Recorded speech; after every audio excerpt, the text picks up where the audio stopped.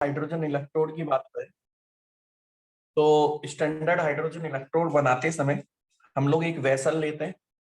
इस वेसल के अंदर एक सॉल्यूशन डालते हैं। इस वेसल के अंदर एक सॉल्यूशन डाल that solution is 1 molar H positive. इस वेसल के अंदर हम लोग एक सॉल्यूशन डालते हैं और इस सॉल्यूशन में H पॉजिटिव की कंसंट्रेशन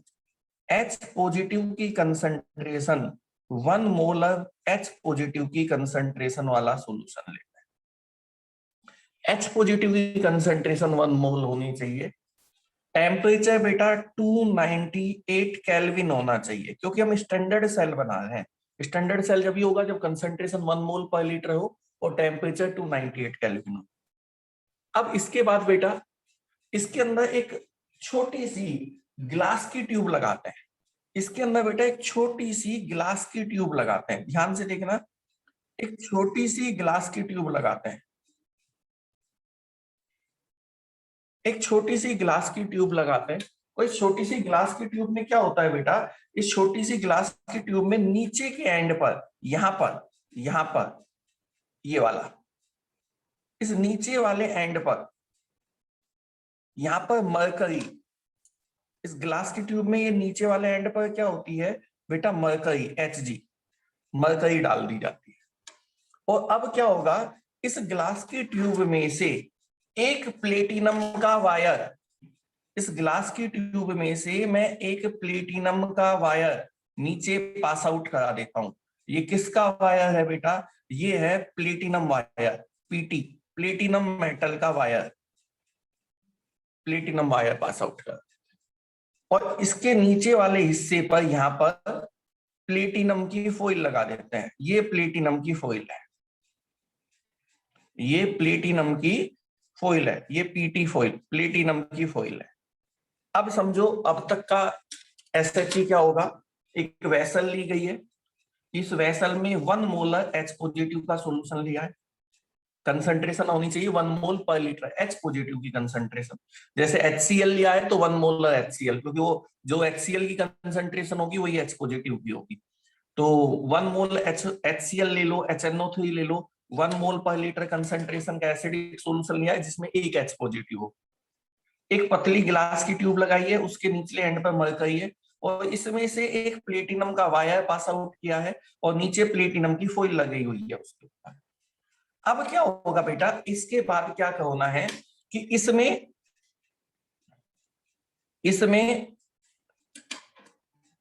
एक दूसरी ग्लास की ट्यूब उल्टा करके लगाते हैं।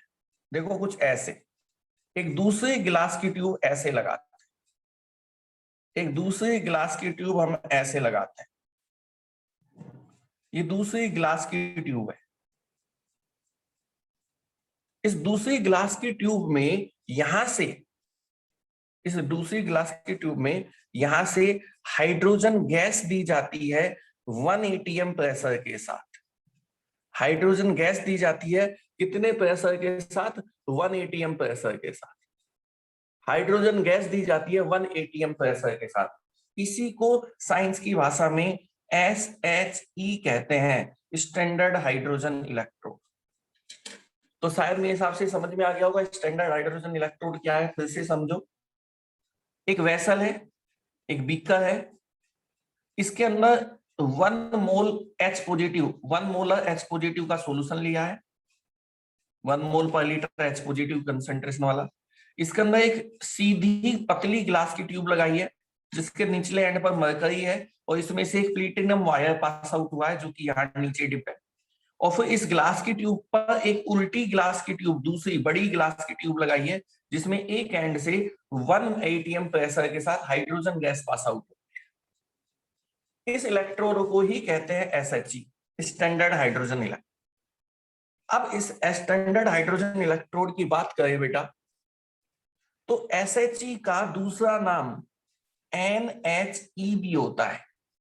इसको कई बार नॉर्मल हाइड्रोजन इलेक्ट्रोड भी बोल देते हैं या फिर इसको कई बार रेफरेंस इलेक्ट्रोड भी बोल दिया जाता है, रेफरेंस इलेक्ट्रोड। इसको हम NHE बोलते हैं या हम इसको रेफरेंस इलेक्ट्रोड भी बोल सकते हैं। तीसरी बात कि अगर ये एक्ट एज एनोड, अगर ये एनोड की तरह काम करेगा तो एक्ट एज एनोड, अगर ये एक्ट एज एनोड होगा तो हम इसको रिप्रेजेंट कैसे करेंगे? अगर ये एक्ट एज एनोड होगा तो बेटा एनोड ये सोल्ट ब्रिज बनाओ और एनोड सोल्ट ब्रिज के लेफ्ट साइड में शो होगा। एनोड जो है वो सोल्ट ब्रिज के लेफ्ट साइड में शो होगा या राइट साइड में? एनोड जो है वो सोल्ट ब्रिज के लेफ्ट साइड में शो होगा। और लेफ्ट साइड में शो होगा तो लेफ्ट साइड में हम कैसे दिखाएंगे? ध्यान से देखना, एनोड लेफ्ट साइड में शो होगा, ऑक्सीडेशन होगा तो सबसे पहले तो यहां लिखोगे पीटी, प्लेटिनम, और कोमा लगाओगे। पीटी के बाद लिखोगे H2 गैस, और फिर हाफ स्लैश, और यहां करोगे ट्वाइस H पॉजिटिव। इसको जब एक्ट एज एनोड करोगे तो ये ऐसे होगा, तब जब ऑक्सीडेशन होगा, ऑक्सीडेशन पोटेंशियल होगा तो इसको ऐसे शो करेंगे। और रिएक्शन क्या दिखाएंगे? रिएक्शन हम दिखाएंगे कि H2 gas convert into twice H positive, H2 gas convert into twice H positive, और साथ में कितने इलेक्ट्रॉन निकाल देगा? 2 electron.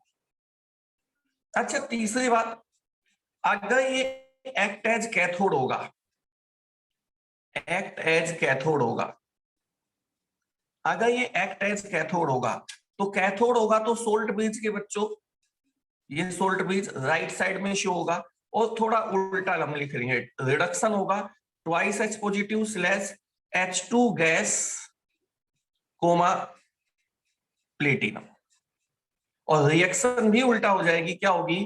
Twice H positive, twice H positive 2 electron लेकर के, और किस में बदलेगा? H2 में।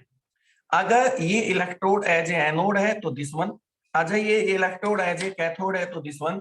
और सबसे बड़ी खास बात, इस इलेक्ट्रोड को हम क्यों पढ़ते हैं?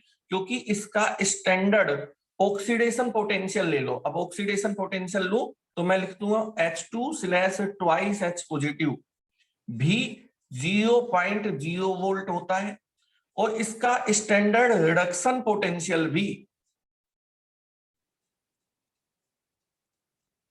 0.0 वोल्ट होता है। इसका स्टैंडर्ड ऑक्सीडेशन पोटेंशियल और इसका स्टैंडर्ड रिडक्शन पोटेंशियल दोनों 0.0 होते हैं। बात तो समझ में आ गई। अब मेन बात आती है कि इसको प्रॉब्लम कहां है? इस सेल को फिर हम लोग यूज बहुत कम लेते हैं, लेकिन प्रॉब्लम कहां है? इस सेल में क्या दिक्कत आती है? इस सेल में 2-3 दिक्कत आती है बेटा। पहला तो क्या है, पहली प्रॉब्लम तो क्या आती है कि यहां से जो हाइड्रोजन गैस दी गई वो प्योर और ड्राई होनी चाहिए। कैसी होनी चाहिए? प्योर और ड्राई। तो पहली डिफिकल्टी तो क्या है? पहला डिफिकल्टी तो क्या है? Difficulty to get pure and dry H2। Pure और ड्राई H2 को मिलने में, ड्राई हाइड्रोजन ऑक्सीजन मॉइस्चर ना हो, ड्राई और प्योर हाइड्रोजन गैस को मिलने में मुश्किल है। दूसरी बात है कि यहाँ पर प्रेशर कितना रखना है? 1 atm। अगर प्रेशर 1 atm से कम ज्यादा होता है तो ये पोटेंशियल 0.0 नहीं होगा। दूसरी डिफिकल्टी क्या आती है इसके सामने? हमें जब ये सेल बनाए electrode, difficulty to maintain 1 atm pressure. 1 atm pressure को मेंटेन करने में बहुत ज्यादा डिफिकल्टी होती है। और तीसरा और यहाँ कंसंट्रेशन कितनी होनी चाहिए? 1 मोल। अगर कंसंट्रेशन 1 मोल पर लीटर से ज्यादा या कम होगी तो ये भी 0.0 वोल्ट नहीं होगा। तो अगली डिफिकल्ट क्या है? डिफिकल्टी टू मेंटेन कंसंट्रेशन 1 मोल पर लीटर। 1 मोल पर लीटर कंसंट्रेशन को मेंटेन करने में भी प्रॉब्लम होती है। इस सेल को बोला जाता है SH, स्टैंडर्ड हाइड्रोजन इलेक्ट्रोड। तो इसे देख लो, स्टैंडर्ड हाइड्रोजन इलेक्ट्रोड क्या है? कुछ नहीं है बेटा, बहुत आसान सा है।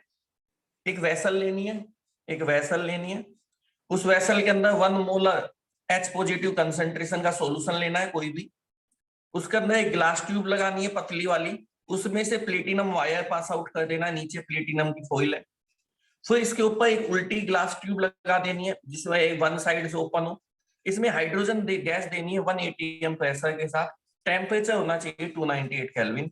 ऐसे इलेक्ट्रोड को ही बोलते हैं SHE, और SHE का चाहे ऑक्सीडेशन स्टैंडर्ड पोटेंशियल हो या रिडक्शन स्टैंडर्ड पोटेंशियल हो, वो 0.0 वोल्ट होता है। इसको हम normal hydrogen electrode, reference electrode भी कहते हैं। जब वो एक्ट एज एनोड होगा तो सोल्ट ब्रिज के लेफ्ट साइड ऐसे शो करेंगे, जब वो एक्ट एज कैथोड होगा तो सोल्ट ब्रिज के इस साइड में उसको इस टाइप से शो करेंगे। लेकिन इस इलेक्ट्रोड को बनाने में थोड़ी सी दिक्कत आती है। दिक्कत 3 है, एक तो हमें हाइड्रोजन प्योर और ड्राई चाहिए, वो मुश्किल होती है, हमको प्रेशर 1 atm मेंटेन करके रखना है, वो मुश्किल है, और हमें कंसंट्रेशन 1 मोल पर लीटर मेंटेन करके रखनी है, ये मुश्किल है। ये होता है आपका SHE, स्टैंडर्ड हाइड्रोजन इलेक्ट्रोड। एक बार नोट डाउन करो, स्टैंडर्ड हाइड्रोजन इलेक्ट्रोड। अब इसकी एप्लीकेशन पे चलेंगे, एक बार नोट डाउन करो, स्टैंडर्ड हाइड्रोजन इलेक्ट्रोड।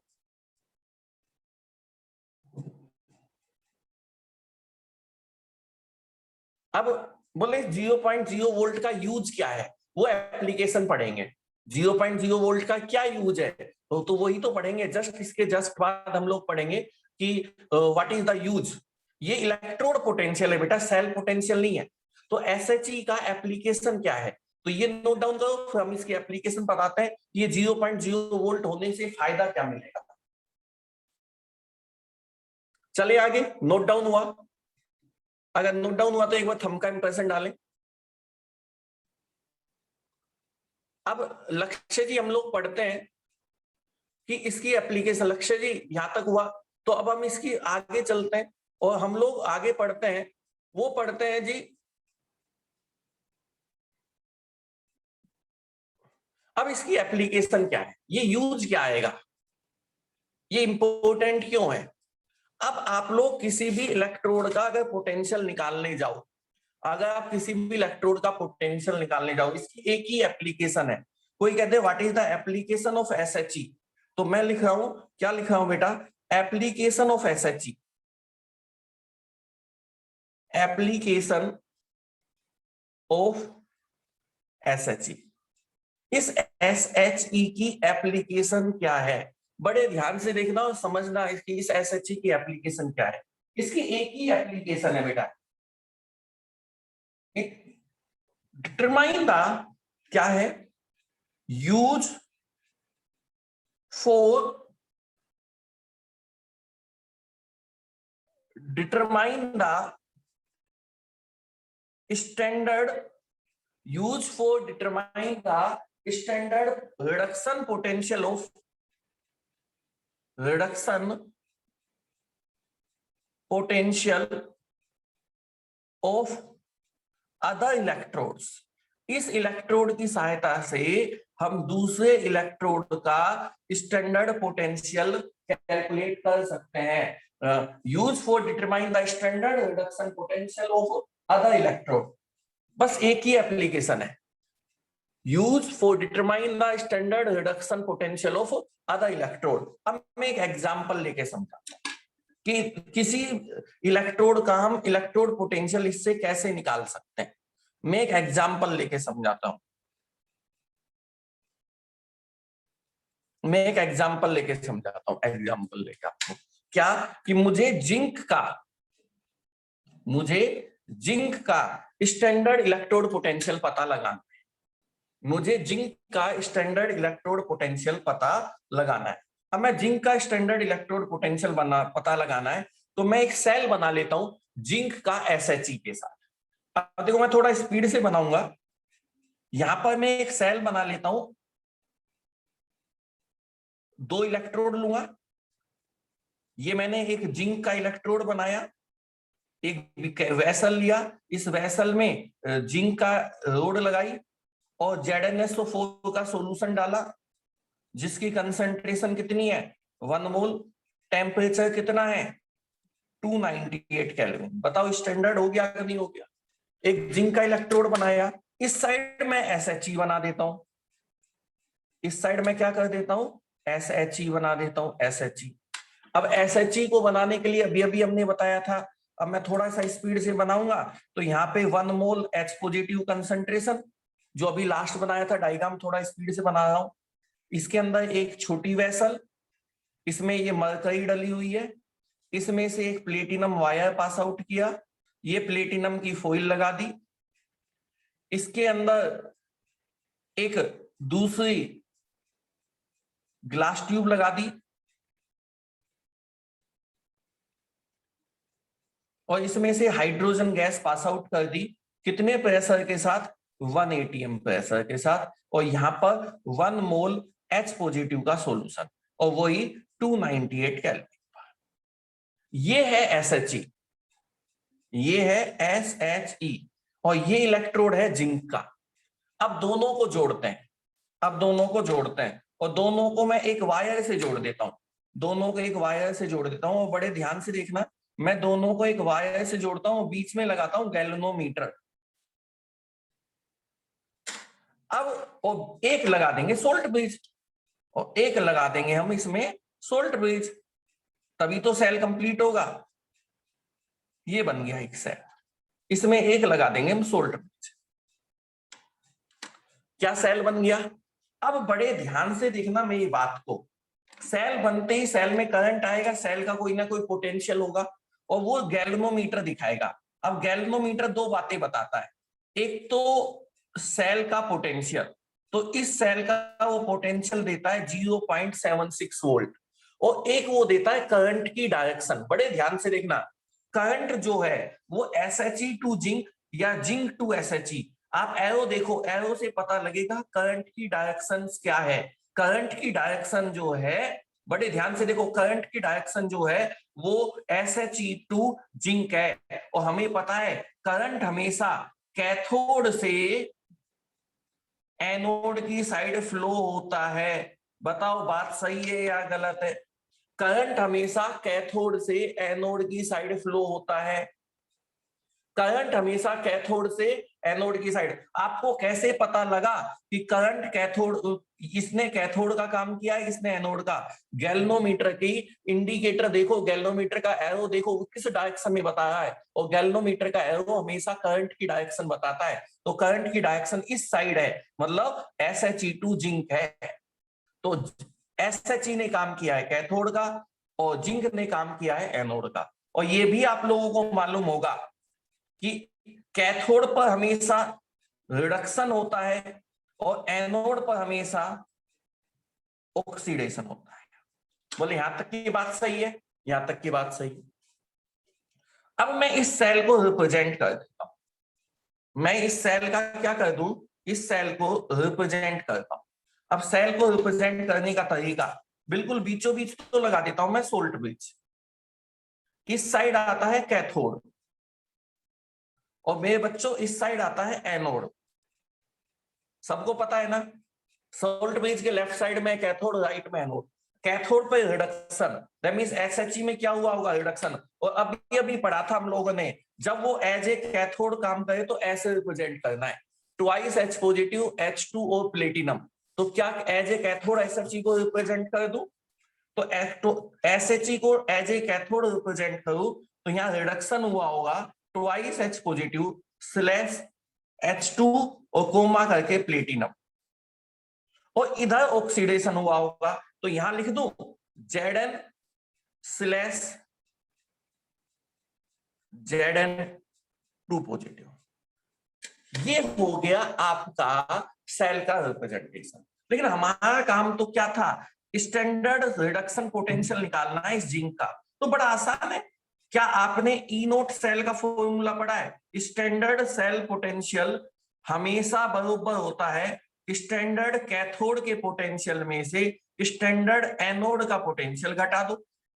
पढ़ा हुआ होगा ना, ई नोट सेल कैसे निकालते हैं, ई नोट कैथोड माइनस ई नोट एनोड। तो ई नोट सेल कैसे निकालोगे, ई नोट सेल कैसे निकालोगे, स्टैंडर्ड सेल पोटेंशियल। कैथोड का काम किसने किया है, बोला SHE ने, तो ई नोट ट्वाइस H पॉजिटिव से H2 में से माइनस कर दो E नोट Zn2 पॉजिटिव से Zn, क्योंकि यहां तो दोनों रिडक्शन लेंगे, पक्की बात है।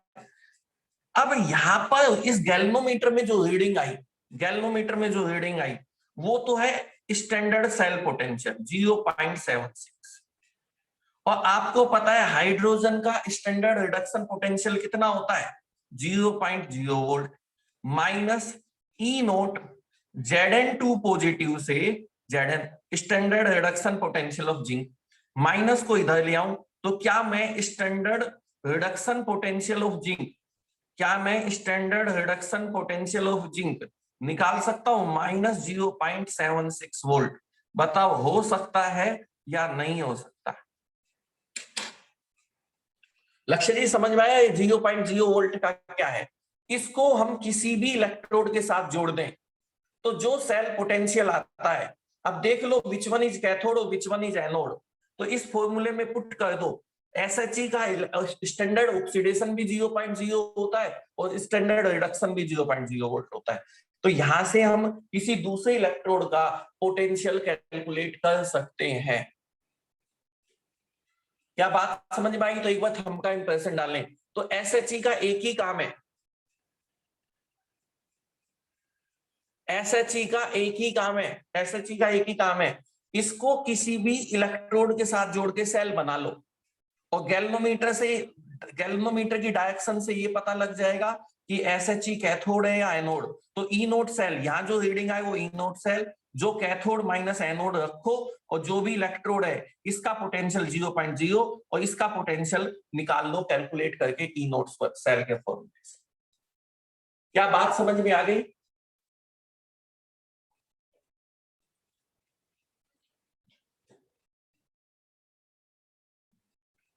नोट डाउन करो एप्लीकेशन ऑफ SHE, केवल एक ही एप्लीकेशन है SHE की, that is reference electrode. By the help of this one we can determine the electrode potential of another electrode. इसके साथ हम किसी दूसरे इलेक्ट्रोड का भी पोटेंशियल कैलकुलेट कर सकते हैं। डन, आगे चले।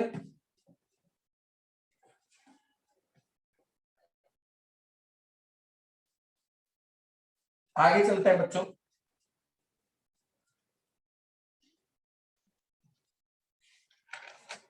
आगे चलते हैं, और एक सेल बचा हुआ है, वो सेल हम लोग पढ़ेंगे, उसको हम लोग कहते हैं निकिल कैडमियम बैटरी। कौन सी बैटरी बेटा? निकिल कैडमियम की बैटरी। तो एक सेल बचा हुआ है, उस सेल को पढ़ेंगे निकिल कैडमियम बैटरी। आप लोगों के लिए आपके लेड स्टोरेज सेल हो गया होगा, लेड स्टोरेज बैटरी हमने पढ़ ली, हमने फ्यूल सेल पढ़ा होगा, हमने मर्करिक सेल पढ़ा होगा, और एक सेल बचा हुआ है जिसको हम कहते हैं निकिल कैडमियम बैटरी। आगे चलते हैं, यहाँ SHE कंप्लीट। अब अगला टॉपिक उठाते हैं और आपको सेल करवाते हैं।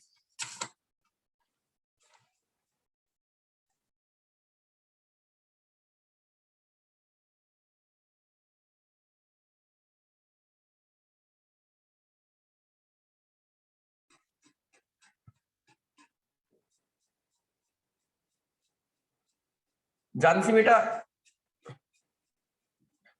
इस नंबर पे कॉल कर लो 7424815707, 7424815707, इस नंबर पे कॉल कर लो बेटा।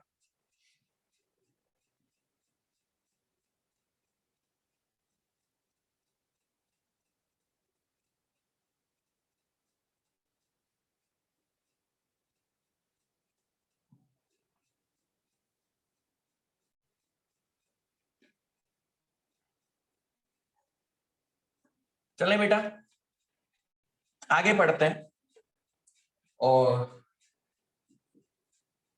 हम लोग डिस्कस करते हैं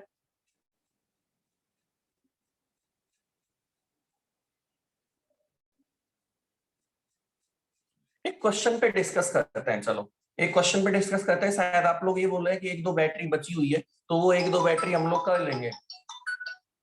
एक क्वेश्चन है, हेलो, हाँ जी, फ्यूल सेल करा देते हैं। और बताओ, ठीक। तो एक बोल रहे हैं कि एक फ्यूल सेल बचा हुआ है, तो एक फ्यूल सेल कराते हैं और एक क्वेश्चन कराते हैं। पहले क्वेश्चन करा देता हूँ, एक ही बच्चे का डाउट आया हुआ है तो वो क्वेश्चन करा देते हैं, और उसके बाद फ्यूल सेल कराएंगे और फिर निकल कैडमियम की बैटरी कराएंगे। तो बेटा एक क्वेश्चन आया, एक आपकी क्लास के एक बच्चे का क्वेश्चन है और कहता है कैलकुलेट द पोटेंशियल ऑफ, सवाल देख लेना, बड़ा अच्छा सा सवाल है। Calculate the potential of hydrogen electrode, ऐसा कुछ सवाल था, मेरे को एग्जैक्ट याद है, थोड़ा थोड़ा सा लैंग्वेज इधर उधर हो सकती है, तो सवाल यही था। Calculate the potential of, NCERT का सवाल है, calculate the potential of hydrogen electrode if the pH of solution, the pH of solution is 10। बड़े ध्यान से देखो क्वेश्चन को, अच्छा क्वेश्चन है, आ भी सकता है। Calculate the potential of hydrogen electrode, calculate the potential of hydrogen electrode if the pH of solution is 10। calculate the potential of hydrogen electrode if the pH of solution is 10। Hydrogen electrode का potential calculate करो अगर solution की pH 10 है। अब pH 10 का मतलब आपने 11th में पढ़ा होगा। अब मैं इसका आंसर निकालता हूं। अगर हम इसका आंसर निकालें क्वेश्चन का तो बड़ा आसान सा है कि पीएच दी हुई है 10, पीएच दी हुई है 10। पीएच 10 देने का मतलब क्या होता है कि concentration of H positive equal to 10 की पावर -10। जब कंसंट्रेशन ऑफ H पॉजिटिव 10 की पावर -10 होगी तभी तो पीएच 10 होगी। क्या ये बात समझ में आई या नहीं आई? क्या ये बात समझ में आई? क्या ये बात समझ में आई? पक्का? ये पता होगा ना, पीएच 10 होती है, पीएच 10 दी हुई है, सॉल्यूशन की पीएच कितनी दी है? 10 दी है, तो कंसंट्रेशन ऑफ H पॉजिटिव कितनी होगी? 10 की पावर 10। कभी आप लोगों ने पढ़ा होगा पीएच निकालने का फॉर्मूला होता है माइनस लोग कंसंट्रेशन ऑफ H पॉजिटिव। तो इसकी वैल्यू कितनी रखूं कि 10 आ जाए? तो पीएच इक्वल टू, अगर मैं रखूं माइनस लोग 10 की पावर -10, तो ये -10 आगे आके +10 हो जाएगा, -10 आके आके +10 हो जाएगा, तो पी क्या हो जाएगी? 10 log 10, और log 10 की वैल्यू 1, तो पीएच कितनी आ जाएगी? 10। तो पीएच 10 कब आती है? जब H पॉजिटिव कंसंट्रेशन कितनी हो? 10 की पावर -10। ये 11th का एक कंसेप्ट है। तो कंसंट्रेशन ऑफ H पॉजिटिव कितनी हुई? 10 की पावर -10। अब हम फॉर्मूला लगाते हैं, किसी भी इलेक्ट्रोड का फॉर्मूला, इलेक्ट्रोड का पोटेंशियल निकालने का फॉर्मूला, किसी भी इलेक्ट्रोड का पोटेंशियल निकालने का फॉर्मूला होता है उसके स्टैंडर्ड पोटेंशियल में से, उसके इलेक्ट्रोड के स्टैंडर्ड पोटेंशियल में से माइनस कर दो 0.0591 डिवाइड बाई n log 1 वो एम पॉजिटिव हम जहां कहते थे, तो यहाँ हाइड्रोजन का इलेक्ट्रोड है तो मैं लिख देता हूं H पॉजिटिव। यही तो था इलेक्ट्रोड पोटेंशियल की फॉर्मूला, यही तो है नर्स्ट इक्वेशन कि E electrode equal to E nought electrode minus 0.0591 divide by n log 1 concentration of n positive, यहाँ Mn की जगह हाइड्रोजन।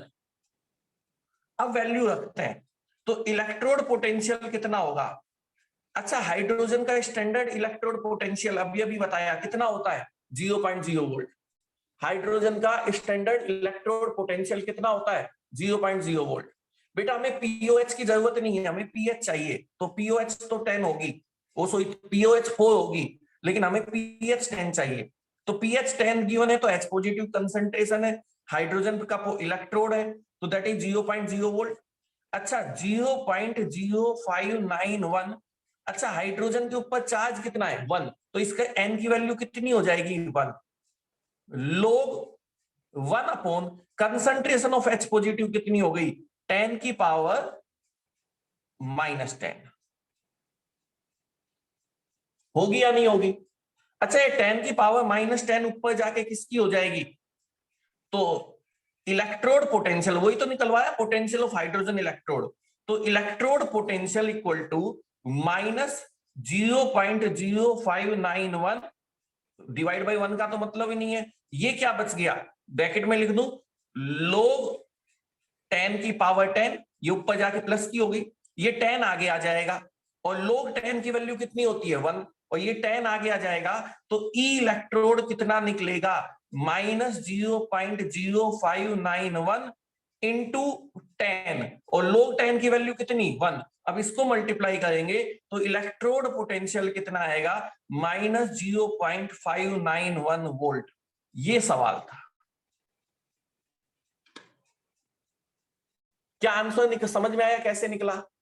अगर क्वेश्चन समझ में आया हो तो एक बार थंब का इंप्रेशन दे, कैसे सोल्व किया हो तो समझ में आया हो तो थंब का इंप्रेशन दे। कोई डाउट है तो आपको कॉल करें। पीएच 10 दी हुई है तो कंसंट्रेशन ऑफ एच पॉजिटिव 10 की power minus 10, concentration H positive 10 की पावर माइनस 10। इलेक्ट्रोड पोटेंशियल निकालने का फॉर्मूला होता है electrode potential equal to standard electrode potential minus 0.0591 divide by n log 1 upon concentration of metal, यहाँ पे एच पॉजिटिव है, value put कर दी, और हाइड्रोजन का स्टैंडर्ड इलेक्ट्रोड पोटेंशियल 0.0 वोल्ट होता है, तो क्या इस कंसंट्रेशन पर इलेक्ट्रोड पोटेंशियल निकल गया हाइड्रोजन का, दैट इज माइनस 0.591 वोल्ट। क्या ये बात क्लियर?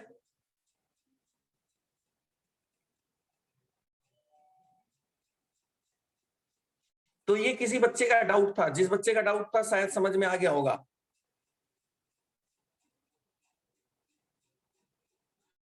आगे चलते हैं। अब बोले कि हमें फ्यूल सेल होता, तो फ्यूल सेल, तो आपको फ्यूल सेल होता करवाते हैं। फ्यूल सेल इंपॉर्टेंट है, हुआ नहीं है फिलहाल, एक बार फ्यूल सेल देख लो, हल्का सा देख लो फ्यूल सेल। फ्यूल सेल क्या होता है बेटा, जो आपके घर पे शादी ब्याह में जो जनरेटर लगता है ना, डीजे लगता है, वो फ्यूल सेल। यानी जो फ्यूल की केमिकल एनर्जी को इलेक्ट्रिकल एनर्जी में बदले, उसी को कहते हैं फ्यूल सेल। अब हम लोग पहले तो बात करेंगे फ्यूल सेल की। फ्यूल सेल, फ्यूल सेल क्या होता है, such kind of cell, such kind of cell which convert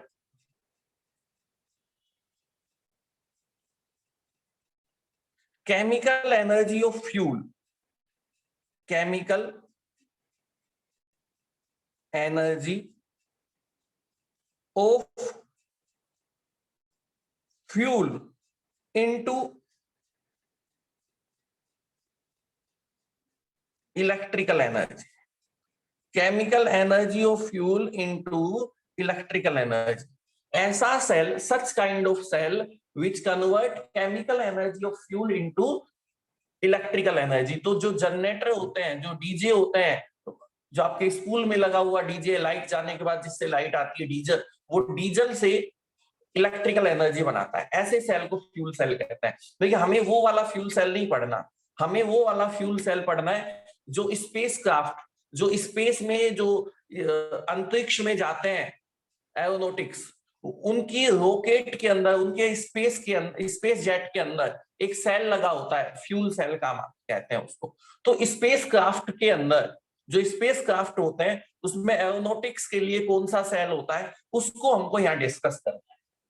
in future ये सेल हो सकता है आपके घर पे भी पाया जाए। अब ये सेल है क्या और कैसे काम करेगा वो सुनना समझना। इसमें हम हाइड्रोजन और ऑक्सीजन को एज ए फ्यूल लेंगे और उससे हम इलेक्ट्रिसिटी बनाएंगे, और बहुत इंपॉर्टेंट सेल है। नंबर 1 बेटा, इसमें एनोड, एनोड का काम जो है ना, वो आपके लिए हाइड्रोजन गैस करती है। हम लोग हाइड्रोजन, हाइड्रोजन इकोनॉमिकली बहुत अच्छा फ्यूल है, तो हम लोग एनोड के रूप में लेते हैं हाइड्रोजन को। और बेटा कैथोड के रूप में काम करेगा, वो कहेगा ऑक्सीजन। और इलेक्ट्रोलाइट जो होगा, इलेक्ट्रोलाइट जो होगा वो होगा KOH। ध्यान से देखो, एनोड होगा हाइड्रोजन का, कैथोड होगा O2 का, और इलेक्ट्रोलाइट जो होगा वो होगा KOH। अब नंबर 2 पे बात करें तो बेटा एक होता है जिसको बोलते हैं डिसोसिएशन ऑफ इलेक्ट्रोलाइट। हमने पहले कहा किसी भी सेल की वर्किंग पढ़नी हो तो सबसे पहले होता है dissociation of electrolyte. Dissociation of electrolyte. अब इलेक्ट्रोलाइट कौन सा है? KOH। और मैंने कई बार सिखाया है कि डिसोसिएशन ऑफ इलेक्ट्रोलाइट में जितनी भी सेल की वर्किंग मैं सिखा रहा हूं उसमें ट्वाइस KOH लेकर के आपको डिसोसिएट करना है। कितना? Twice KOH। ट्वाइस KOH लो और डिसोसिएट करो बेटा ट्वाइस K पॉजिटिव और बेटा twice OH negative. Twice K positive और twice OH negative. Twice K positive twice OH negative में। नंबर 3, इसके बाद आपको करनी है reaction on anode. Reaction on anode, और इसके रिएक्शंस को थोड़े ध्यान से देख